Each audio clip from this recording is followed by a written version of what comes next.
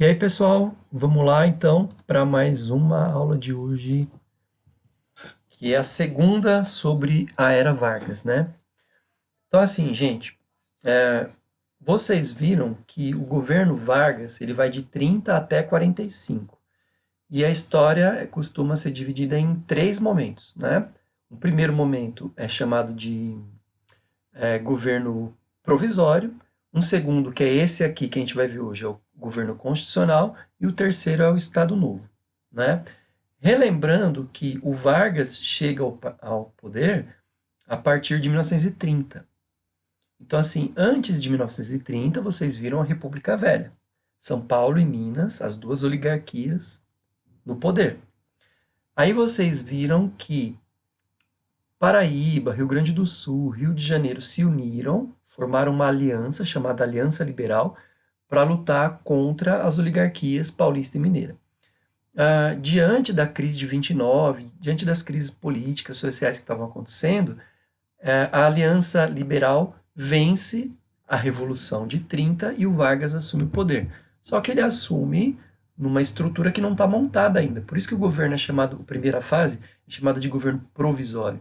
Provisoriamente, ele vai acertando aqui e ali, coisas que a gente viu, para ter a garantia de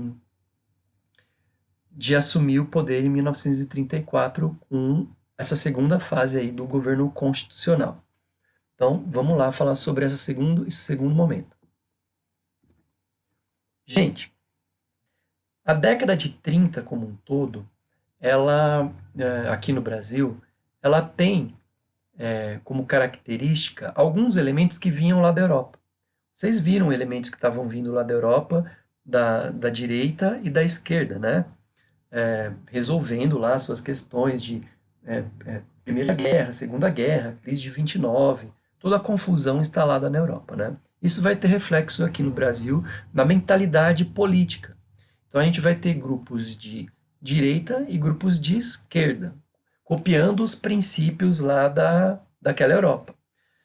Então aqui, à direita a gente tem a AIB, Ação Integralista Brasileira, né? Tem um caráter fascista e quem é o líder é um homem chamado Plínio Salgado.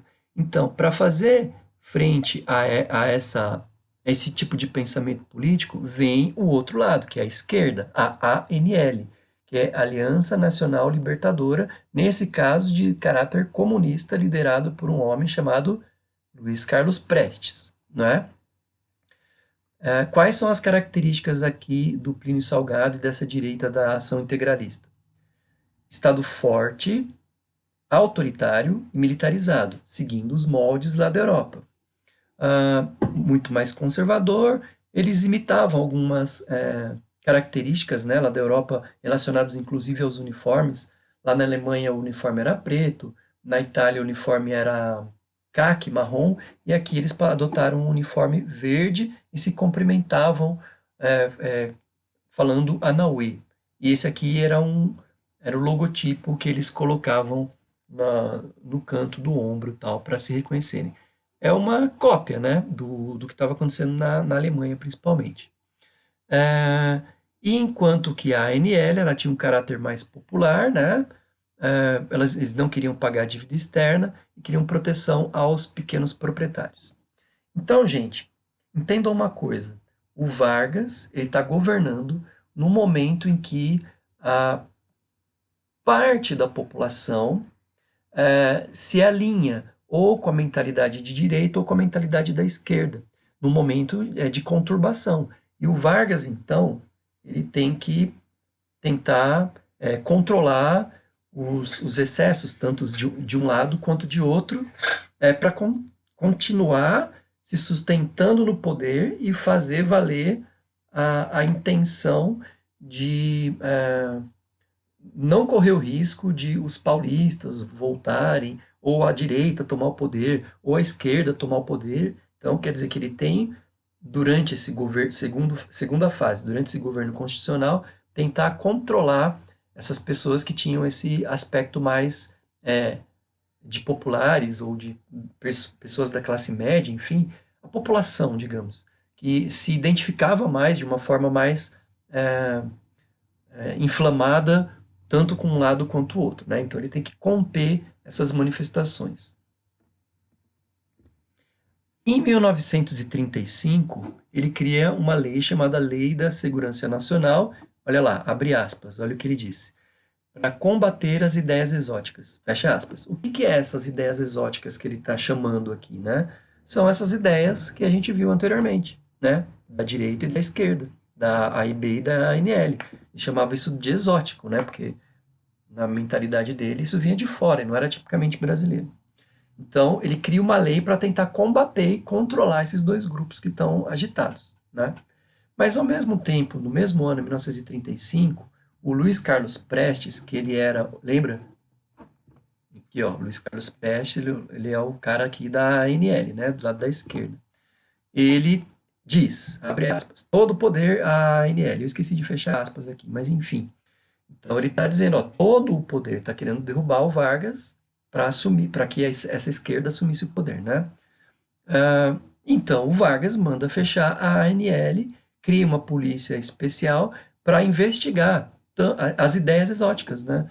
Tanto dessa esquerda quanto dessa direita, né? Isso gera uma conturbação e em 1935 temos a intentona comunista. Intentona é sinônimo para revolta, né? Então, os comunistas que estavam sendo vigiados e controlados pelo governo do Vargas, né? Eles passaram a ser controlados de uma forma mais intensa, porque o Vargas tinha a intenção de combater essas ideias exóticas. Como a esquerda estava mais agitada, então o Vargas ele decide decretar o estado de sítio, não é?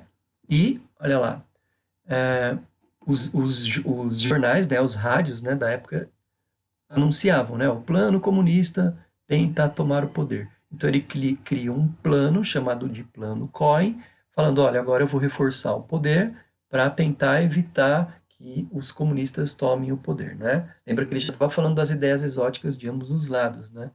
E o Plano Cohen foi para tentar conter esse, né, essa intenção comunista, tal. Alguns dizem até que isso era falso, que era uma invenção, enfim. A questão é que em 37 começa a terceira fase do governo do Vargas, que é chamada de Estado Novo, né?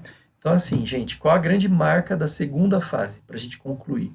Essa agitação política da esquerda e da direita, e o Vargas tentando conter, né? Então ele teve que afirmar o poder para ele não ser derrubado. E aí começar a terceira fase, que é o Estado Novo, que a gente vê na próxima aula. E é isso, então, valeu!